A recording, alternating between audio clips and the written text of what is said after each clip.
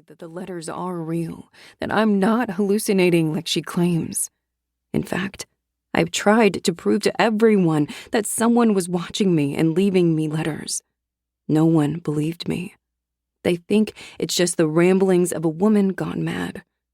I'd take pictures of the letters, only for them to disappear from my phone. Every time I put the letters in my bag, they became lost to the void, only to appear back in my bedroom with a note that says, "It's our little secret." I'm not crazy. I'm not. The gifts he leaves are real. So are the symbols he draws on my body. I know they are. "You bought yourself flowers, Lily.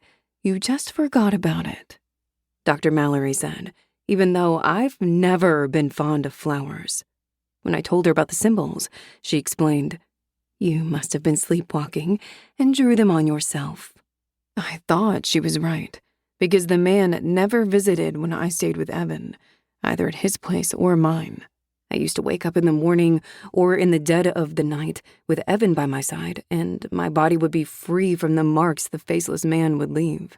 There would be no letters left on my pillow or on my bedside table, no flower atop my chest or my dresser. I'd be free from the nightmares of the faceless man, if only for a night. Although I'm not sure if he is a nightmare or the sweetest of dreams. Evan was my shield against the faceless man, until my stalker stopped caring about Evan's presence. Evan's snore is the only sound to be heard in the small space of my room. It's too early for the dog upstairs to start barking, or for the kids downstairs to start watching their shows before school. All the neighbors say that, at night, I'm the only sound in the complex, wailing or whimpering when the night terrors hit. Evan says I don't always have nightmares. Sometimes I just talk in my sleep, but I don't always remember what the dreams are about. The only dreams I do remember are of the accident. And that's when the screaming starts. That's why Evan prefers that we live separately, because he needs to stay sharp for his job. He says he can't do that if I wake him from his sleep with my ramblings. When I lay next to Evan once a week, I try not to sleep, worried I'll wake him. I try so hard to stay awake.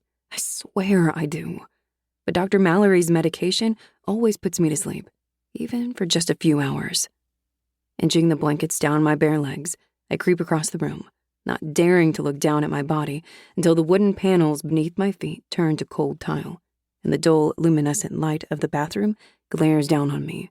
Slowly, my eyes drop from my disheveled, dark brown hair down to the symbol painted on my chest and the black handprints around my ample thighs, not hidden under my singlet and shorts. I can't see the 20-centimeter scar along my stomach or any of the other scars covering my body from the accident, but I know they're there. I bite my tongue to stifle a sob and tear my gaze away from the mirror. Unfurling my fingers from around the note, I see the letter under the dull light and foolishly hope no words will look back at me. But as always, the cursive words taunt me. "You look beautiful when you sleep." I'm not sure which is more foolish, the fact that I'm hoping I'll find the words missing, or the fact that I hope the letters never stop. Squeezing my eyes shut, I reach for a washcloth, not waiting for the water to warm before soaking the black fabric. I drop the letter on the vanity and distract myself with my own reflection. I can't help but touch the marks he left behind on my thighs.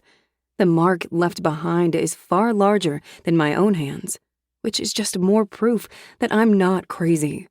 I've stopped trying to convince people I'm not insane, but it's vindicating to have physical proof. Used to cleaning the charcoal marks from my skin, I'm back in my room before much time passes and sliding open the drawer holding almost everything the faceless man has ever given me. The letter lands on top of one of the shoeboxes, filled with the hundreds of notes he's left me. It's next to the pile of black bird feathers and the skulls of various animals.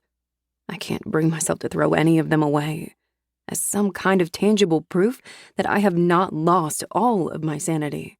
Well, at least I tell myself that's the real reason why. I've given up collecting the flowers he leaves me. Para seguir escuchando este audiolibro gratuitamente, haz clic en el enlace de la descripción y podrás escucharlo completo sin coste gracias a la prueba de 30 días de Audible.